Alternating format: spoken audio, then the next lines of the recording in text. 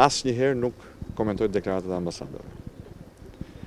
Por me që më pyesni, një sugjerim e kam.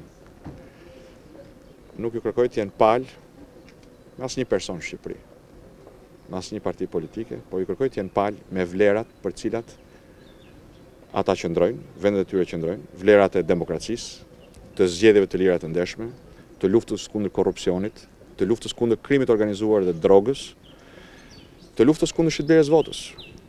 Probleme të cilat i shprehu qartë edhe raporti i Departamentit Amerikan të Shtetit para disa ditësh.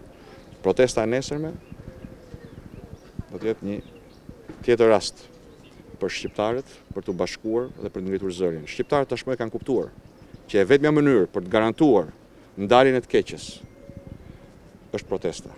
Këtë e tregoi protesta e teatrit, këtë e tregon protesta e banorëve të Unazës, këtë e tregoi protesta studentëve, këtë e tregoi protesta 16 shkurtit dhe protestat e tjera që pasuan, këtë do të tregoj edhe protesta e të nesërmes, për cilën kam bindjen dhe informacionin se do të hynë në histori si një nga protestat më të mëdha, një nga bashkimet më të mëdha të qytetarëve për të ndalur të keqen dhe për të hapur derën e mbyllur të Europës. Bashk do ta hapim, duke hapur këtë derë përmes vlerave europiane, do të rikthejmë mundësitë dhe shanset për liri, për mirëqenie dhe për zhvillim për çdo shqiptar.